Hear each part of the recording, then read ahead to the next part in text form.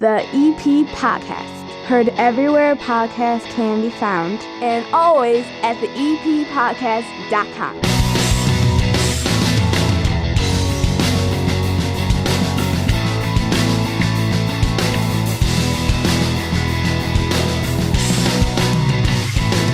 And welcome into the EP Podcast. My name is Chris Lanuti. Hannah Beth at the other end of my 9-foot homemade oak bar here in my basement in Evergreen Park.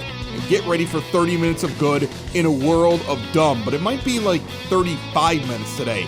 We have a packed show here on the EP Podcast, brought to you proudly, as always, by the First National Bank of Evergreen Park in that iconic building on 95th and Pulaski. We're all looking to make 2021 better than 2020. And you might need a fresh start. First National Bank of Evergreen Park helps you consolidate or pay down debt now with an everyday loan. This will get you going. This will get you started on solid ground. No surprise fees, a low fixed rate, up to 24 months to pay it all off. The everyday loan gives you breathing room to get back on track. Learn more now. BankEvergreenPark.com/EDL for everyday loan. Member FDIC, equal housing lender. Hannah, you and I have sat here since the moment that Mayor James Sexton said, "I'm retiring." Right here on this show, we were the first people he talked to. And since then, we've learned that Kelly Burke is running for mayor. Sean Good is running for mayor. We've had them both on. We intend to have them on a couple more times each before April the 6th. But we also check in with the village trustees when we're trying to find out what is new and exciting in Evergreen Park. Mark Marzullo always steps in. We just recently met Norm Anderson. It's a great one. Go back and listen to him or any of those other people that I mentioned. They're all on demand everywhere podcasts can be found, and always at theeppodcast.com. But everybody always talks about one person that seems to be at the center of everything, and that's the Village Clerk Cathy Aparo. I have never been able to get her on the show. She's on the show this week. Gonna ask her a lot of questions, gonna learn a lot about the village and how things actually work. I'm also very curious as to how you start your own bank. So I've got a guy who did it before, and he's local. I figure, hey, surround myself with money. All of a sudden, by osmosis, I become rich. I think that's how it works. And the Southside Irish Parade is not happening this year, but we have one of the co-chairmen on the show this week to talk about what they're doing instead. So absolutely packed show. What are you doing over there? What is this new thing that you're looking at? You got what is this, a rescue farm for cows? Yeah, it's a sanctuary. They rescue animals from the slaughterhouses like right before they're about to be killed, and then they get to go live on this farm. And let me get this straight. Yeah. So some cow is about to become a delicious hamburger.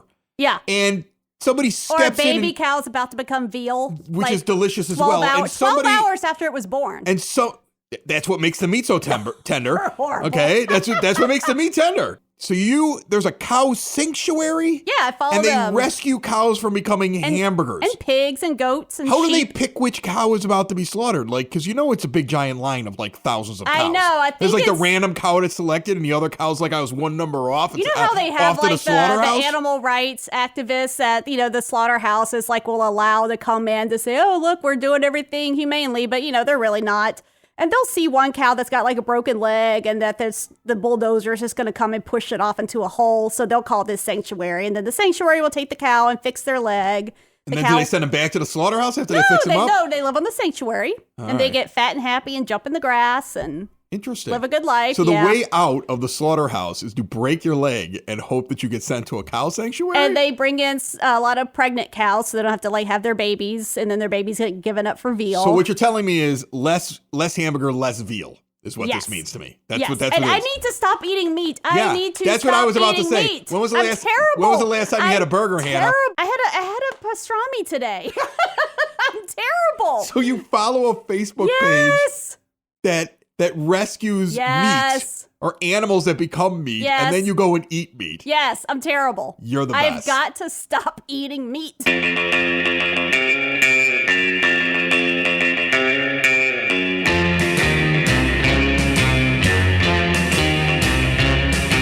It is now time for your EP Podcast Word on the Street, brought to you by Tom Walsh of Edward Jones Financial, located at 111th and Kedzie. You got financial things, you want to talk about it with somebody, you want to make sure you're set for life, reach out to Tom. He's good people. Give him a call, 773-779-0023. Most Holy Redeemer is having their annual trivia night, and I might be a part of it. Let me tell you something. If you listen to this show, you're probably going to get that part of the trivia night right. Sign up. It's for a good cause, helps out the kids. Technology fundraiser for MHR. It's virtual, it's at home, it's on a Zoom. Get your tickets right now at mhrschool.com. This Saturday, February 27th, it goes down at 7:30 in the evening. If you're looking for a COVID vaccine, there's some great information that's been popping up on the Village of Evergreen Park website, evergreenpark-ill.com. They have a link to find out when and where you can get the vaccine here in the state of Illinois. Check it out. 37 the day this show comes out is the high, 40 on Tuesday, and no snow coming. And guess what? The rain they thought was coming might not hit us now. So it's going to melt and we might avoid the flood. That's good news. That's how you kick off a week. This is the EP Podcast, found everywhere podcasts can be found, and always at theeppodcast.com. Imagine, one day, out of nowhere, you need your car towed. Who are you going to call? You have no idea. Right, because none of us think about that until it actually happens. So I'm going to give you a name, Dreamers Towing and Recovery. Located in Evergreen Park, Illinois, they will tow your vehicle, locally or at a long distance at a very affordable price. What happens when your car needs a jump start? Dreamers Towing and Recovery. What happens when you're locked out of your car? Dreamers Towing and Recovery. You got a junk car, you don't know how to get rid of it, and you just want to move along and get some cash? They buy your junk cars. Covering the EP and the surrounding south side of Chicago, Dreamers is there when you need them with 24-hour service. Call them, 773-410-4549, 773-410-4549. Turn a sudden nightmare into a dream with Dreamers Towing and Recovery. Here on the EP Podcast, we have talked to so many different people in and around Evergreen Park, and especially people that are associated with what goes on, how Evergreen Park as a village works. We've had village trustees, we've had the mayor on multiple times, Glenn Panuski, who works over at the village, has been on here, we've had the fire chief on here, and it seems like every single time we talk to one of them, at some point, they give credit to Cathy Aparo. Your name comes up more than anybody else, Cathy, and it's your first time on the show. This is your village clerk, and I don't even know what that is, but everybody tells me you are the engine that makes the car go. Welcome on to the EP Podcast. Oh, thanks, Chris. I appreciate that, and I appreciate all those kind words from everybody. I wish they'd say them to my face once in a while. Just kidding. That's funny. Okay, so explain to me what you do, because it sounds to me like you're the go-to person for the mayor. It sounds to me that like when some business is happening, at some point you're involved in the logistics of it, but I've just never understood what a village clerk does. Yeah, well, there's a lot of people who are probably in the same boat. When I first became the clerk, somebody came up to me after a board meeting one night, and she said to me, can you explain to me, how exactly do you fill 8 hours a day? And I said, well... It's a bold question to walk up and ask somebody. That was.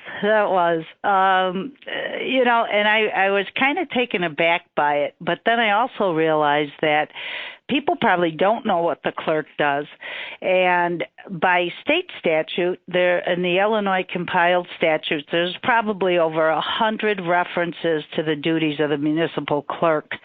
And that has multiple municipal functions. But our basic tenet of what the clerk does is you're the keeper of the records.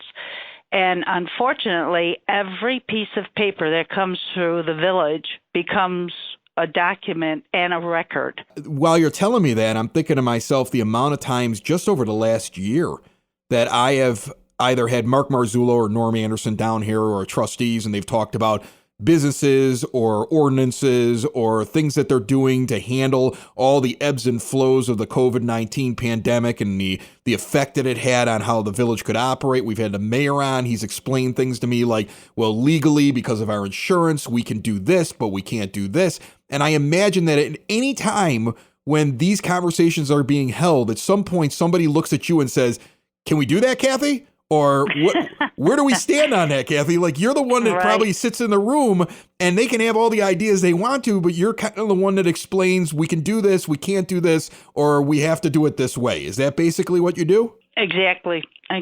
You're kind of like the timekeeper at a sporting event. Let's talk about something that I believe you have a part in. How's this election thing work? Because we've talked about it on the show, and Hannah and I laugh about it. Like the idea that, like, when was the last time that you had like an actual like mayoral election? Like I've never voted in a mayoral election. Because I've always just said, well, Jim Sexton will just be the mayor. Things are going good. I'm good. And now we have two candidates, neither are incumbents, that are running for mayor this time around. So can you take me through, and maybe the people that are listening, like what they can expect as we get close to the April 6th election date? Like, do they go to the same place that they would vote in like any other kind of election? How does it work? How do people make sure that they can participate? Oh, sure. Absolutely. There was a time when we had an awful lot to do with registering people to vote and having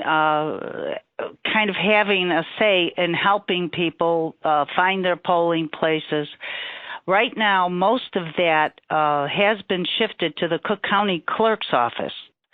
So anyone who is not sure if they're registered or if they're registered at their current address or if they're looking for their polling place, they can actually go on the Cook County Clerk's office. That's Karen Yarborough is the new clerk. Go under elections and then go to voter information. And it will actually tell you if you're registered, and it will tell you where your polling place is. In the village, we used to have quite a few polling places, but I believe we're down to about 11 or 12 actual sites. And that's because we've had, over the past few years, we've had places that were accessible polling places, like Queen of Martyrs School. They used to have 2 precincts in there. One day they just called and they said, listen, we don't want to have people inside the school while school's going on. How do we not be a polling place anymore? So that's all determined by the Cook County's office and the State Board of Elections. People ask me all the time, how come we don't have early voting in Evergreen Park? Well, because normally that's chosen by the county again, and they pick places that are easily accessible and have a lot of parking. So for years, Oak Lawn has been an early voting site, but people want to know why we aren't early voting, and it's because they chose not to use Evergreen Park as an early voting site. So essentially, though, if I went and voted in the last presidential election and I haven't changed anything, I'm going back to the same place. Like I'm just going to, I don't have to do something separate for the mayoral election. No, not at all. Not at all. Okay. Not at all. You would go to the same place you went to before. Everything from like collection of ballots and everything like that, the polling places, the results, that's all running through Cook County. Absolutely. Interesting. Absolutely. And just even to get on the ballot, people don't understand that as the clerk, it puts me in a very strange position to be the person who's in charge of accepting ballots. And when you have a petition and you say, okay, I want to run for office, and you give those to me, when I'm on the ticket running as a candidate, it has some perception of that there's some conflict somehow. But it's not up to me. It's up to the State Board of Elections. They have a candidate guide. They have a voting guide that they print out every year. Every year there's an election.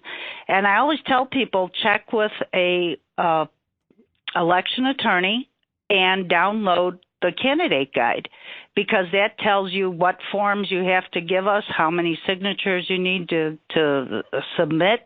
They have to be legitimate signatures. You can't just write people's names down, So there's all kinds of constraints.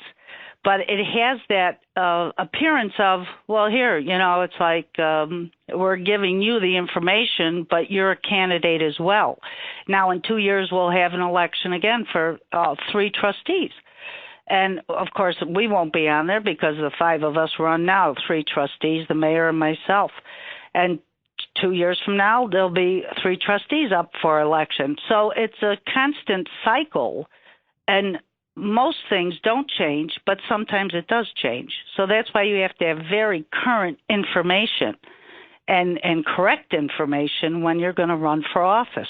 Kathy, I appreciate you jumping on. I got something that popped up while we were covering the mayoral election. We've had both Kelly Burke and Sean Good on here, and the question that has popped up is how valuable you may become if Representative Burke is still a state representative and then also becomes the mayor. She actually brought that up in her comments with us, that she feels fortunate with the structure and you being there, and the fact that people are able to work mobily these days, and it's a different world, that there would be no issues whatsoever with that, and that she can keep all that stuff separate. So do you feel like that would be something that you'd be able to handle and the village would be able to handle? Because that's probably a question that pops up a lot right now. Oh, absolutely.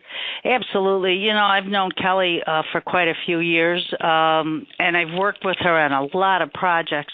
And when we've got to this point where Jim has decided to step down, and with all due respect, I will miss him terribly.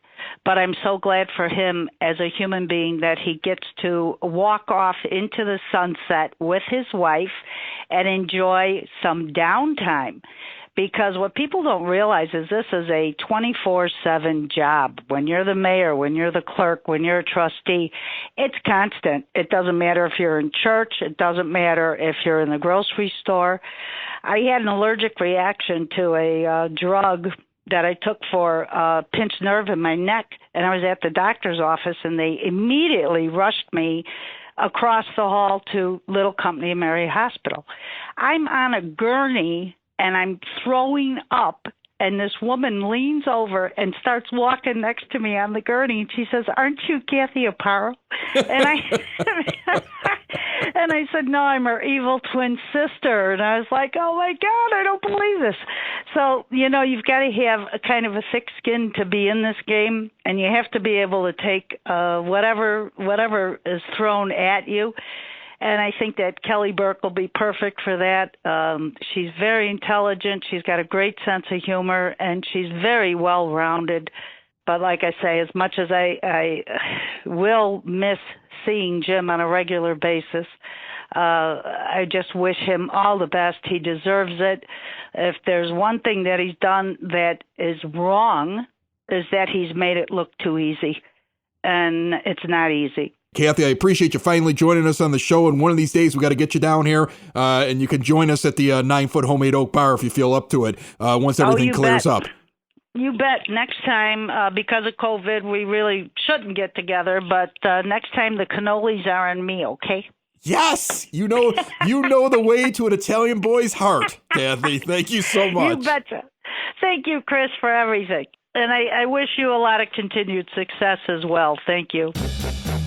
Are you a CFO, HR professional, or owner of a company, big or small, and you're tired of the typical health insurance premium increases each and every year? Out of control premiums with no end in sight. Well, now there is the Elite Benefits Formula. This process has saved employers and their employees thousands or even tens of thousands of dollars each year. These strategies are avoided by most insurance professionals, and the insurance companies definitely do not want you to know about them. But Elite Benefits of America is ready to help you. Just about all employers in the Chicagoland area can now take advantage of some or all of these strategies and start saving money. Butch Zemar from Elite Benefits of America wants you to reach out to him today. Visit elitebenefits.net or call 708-535-3006. So speaking of Facebook pages to follow, I've been following a lot of Facebook groups lately. Yeah. Which, sometimes I do that. You get some good content out of that. You do. I also use it to repost the show. And, I get like 99% of people are happy with it. And once in a while I get a whack job.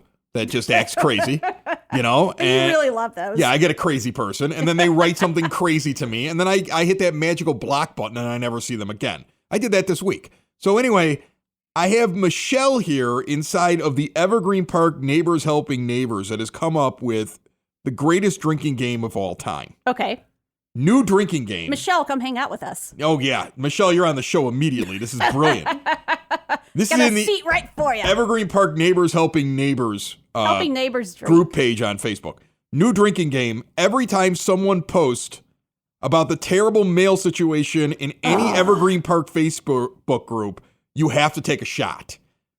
By the end of this game, we'll all be dead of alcohol poisoning.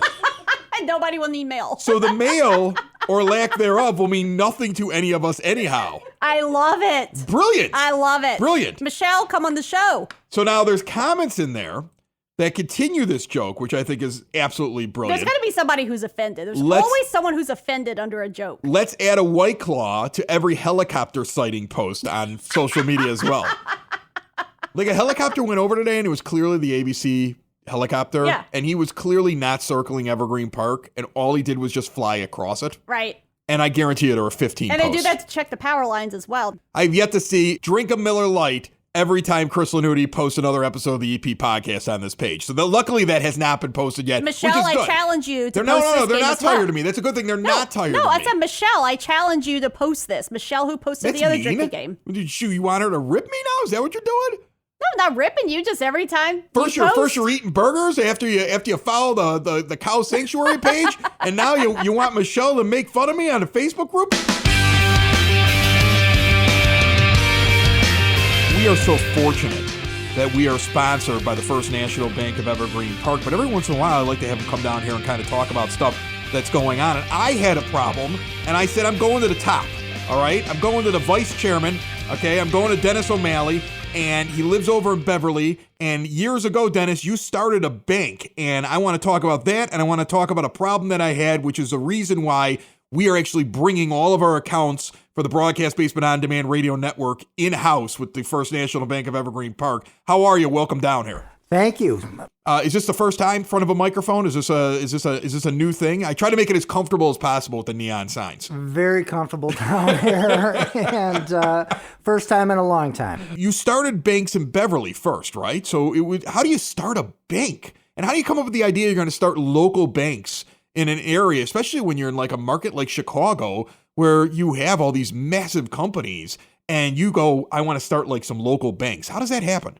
You know what? It really was born out of the fact that happened is that throughout the years, the 90s and into the early 2000s, a lot of the community banks got gobbled up by the big national players or regional players. So there was the community banking really was diminished, a true community bank. So I'm born and raised in the Beverly neighborhood. I worked in Evergreen Park for about 18 years in a former life, and we started talking to different banking companies about opening locations on the south side, and we just fell in love with the Wintrust model, which was basically community banking first, and we opened up quote-unquote a temporary location at 1908 West 103rd Street, Beverly Bank, which is still up and running.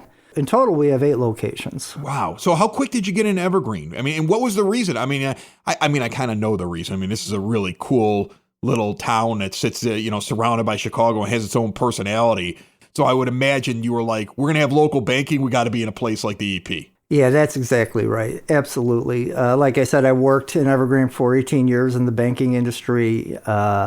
Knew a lot of the great residents and the folks. Was very involved with Little Company of Mary on various boards and things of that nature, and just very comfortable. And that was really number one on our list for, okay, where are we going to start our expansion? You're local. You're able to do all the fun things that a local bank does.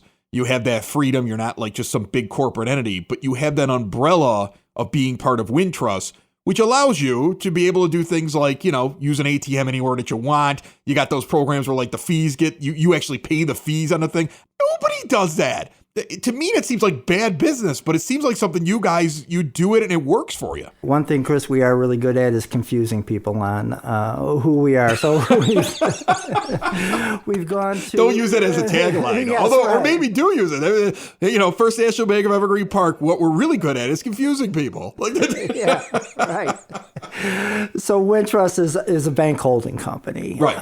And that bank holding company has, I believe it's now 14 different bank charters. So Beverly Bank is one of those bank charters. Beverly Bank has 8 locations. We have our own board of directors. Our board of directors are people from Evergreen Park. It's people from Beverly. It's people from Oak Lawn. It's people from Palos. It's really, at the end of the day, the whole Beverly Bank group is, we're just a bunch of Southsiders. Well, it gives you the flexibility of also understanding your neighborhood. I mean, I couldn't wait for you to get down here. I want to tell you the story. Okay, just sit back and listen to me rant for a moment. Okay, so I'm bringing my stuff from this network, like the entire company. I'm bringing it over to you guys. I just sent them an email last week. I'm like, I've never done something like this where I move a business, and already it's nothing but help. Do this, do that. I already feel like they care. And that's the reason why I'm going over there. And it's the God's honest truth. I get a line item in an email, like buried in the email, that basically says all those things that made your account free, no longer free, from one of these big giant companies. And the only reason I'm not mentioning them is because I won't give them free advertising. Okay. But one of these big giant ones that you see on like every corner that I use. And I was like, what? And they're going to charge me something like $18 every month now just to have an account with them. So I'm like, okay, well, maybe I'm reading this wrong. There's no way to just deleted all that in the middle of a pandemic. I try to call them at the office. Nobody picks up. 3 times, just rings like crazy until the phone goes dead. I can't get anybody over at the branch. I know they're there. I drive by, they're open. They don't pick up the phone. So then I'm like, okay, I'll find a phone number on the website. There's no phone number on the website. I have to tweet them. So I have to tweet them to have the Twitter bot send me back a phone number 24 hours later. It says, use this phone number. Why isn't it on the website? Then I call the number and I get told, we'll get back to you in a few hours, leave a message. Then somebody comes on and she answered it in like 30 seconds though. But then it took me 2 days from the start of reading this and trying to make the first phone call, 2 days to find out they were ripping me off. And I was so angry by the end of it. I was like, I just want to walk into a bank.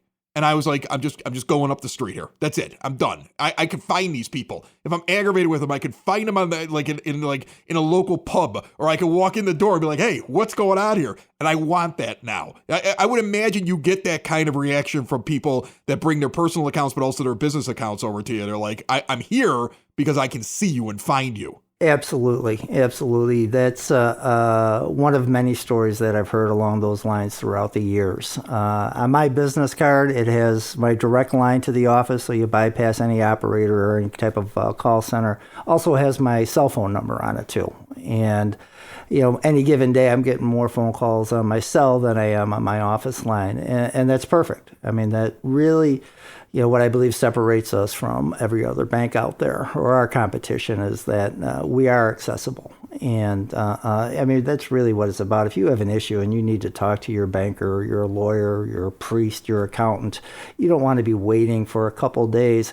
If I was in your shoes, I wouldn't know how to get a hold of them because I'm not sure I know how to tweet. So I'd still be paying $18 a month. Right. I'd be like, well, I guess I'm paying $18 a month because I can't get a hold of anybody. Or like, that's how it felt. And like, to me, I would think, like, as a businessman, I mean, I'm a small business owner, but as a small business owner, like, I don't have time for that. Yeah, you're not alone. It usually takes, or a lot of times, it takes some type of event, some type of, oh, wait a second, I'm going to charge you $18, or you returned a check on me, I was 30 cents overdrawn, and you charged me $35. Some type of event like that is usually the catalyst for saying, okay, now I'm done. Right. Now I'm gonna go see O'Malley, and if you got his cell phone, I'm gonna give him a call, and I'll be by the bank tomorrow at 10 o'clock. That's pretty much how all things on the South Side go. And I'm gonna go see O'Malley. It's some O'Malley. There's an O'Malley somewhere that you can go talk to when you need help. I'm one of 24,000 O'Malleys that you can go see. Building relationships, supporting the community, and service.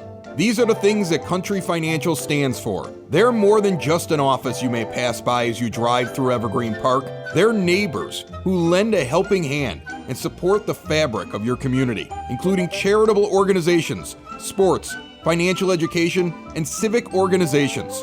And since Country is already your neighbor, they want to get together and chat. Call your local Country Financial representative, Mike Thauer, today at 708-425-1559 to talk about the things that are important to you and how he can help you protect them. So last year, right before the Southside Irish Parade, that's when everything locked down. It was like everything's going to happen. They were talking about, don't worry, the parade's still going on. And then boom, the hammer dropped maybe about 3-4 days before the Southside Irish Parade. And that's when the COVID lockdowns began. And we missed out on it. So now a year has passed, or not exactly a year, but it's coming up now. So for the definitive answer on whether or not there is going to be a parade, and if there's not going to be a parade, what are we going to do instead? We have co-chair Timothy McSweeney joining me on the phone. Tim, how are you? Chris, great. Nice to talk to you. So is there a parade, first of all? For people that haven't heard yet,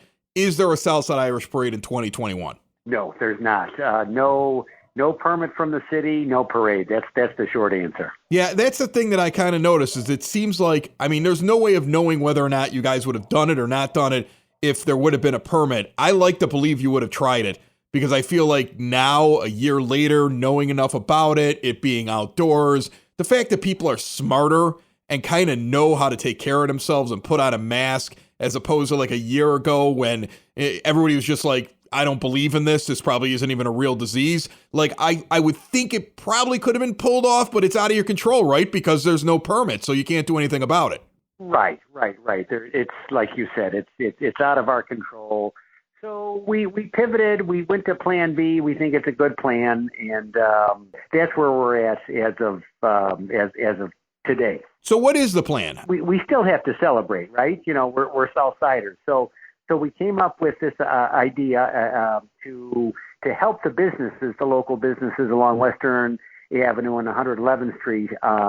Granted, the parade is one day out of the year, but in this part of town, we know that the parade is a season. You know, it lasts for weeks. You know, and especially with the businesses too. People are, you know, heading to the pubs on Western. They're buying things at the Southside Import Store, at the grocery stores. So what we came up with is called Shamrock Our Blocks, and it's a decorate your front lawn, your front porch, the front of your house in the spirit of the Southside Irish Parade and St. Patrick's Day. Is this a contest? Like, can I win money doing this? Yes, you can, and money is green, and green is good. So that's right. Right. It's a contest, and all the money that we raise, we're going to give to the winners of the contest. There's going to be 5 winners, and they're all in the form of gift certificates to our local businesses that have supported the parade for all these years. Yeah, I was looking through it. It looks like it's about $1,000 in cash, and then there's also $1,000 in local business cards for the grand prize,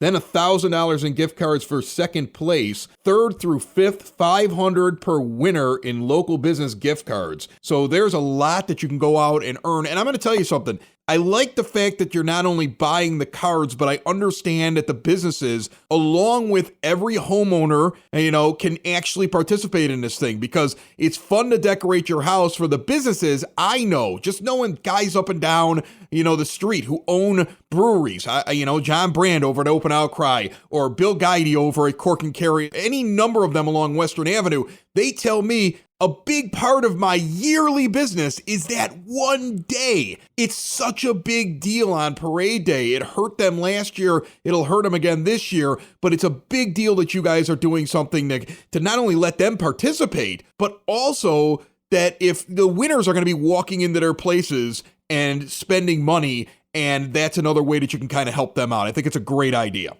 Exactly. And you know what? And what you just said, I mean, you're capturing the essence of what we're trying to do. Now, I know that the parade runs up Western Avenue, so that's basically it's your Beverly, your Morgan Park, Evergreen Park kind of gets up right close to it. Is there a border for those that want to participate, or is this something like anybody on the south side can decorate their house and send you a picture? You can live on the north side. You can live in the southwest suburbs. You know, just decorate your house. Register online, southsideirishparade.org. Take a picture and send it in, and then you're entered into the contest. So really, literally, anybody, anywhere can enter the contest. I feel that it's a slam dunk. This thing is coming back next year. I feel like if you would have had an extra 6 months, you'd definitely be having it. And so let's do that this year. Let's enjoy it. Let's get the parade back in 2022. And I can't wait for this to all be over and have a pint. You know, legally, I know that you guys are a little nervous about that now. It's not like the old days when I could walk down the street with a keg on my back, but legally, out at the parade grounds, remember to go out to southsideirishparade.org on your internet device. And Tim, I really appreciate you jumping on. Good luck to you guys this year.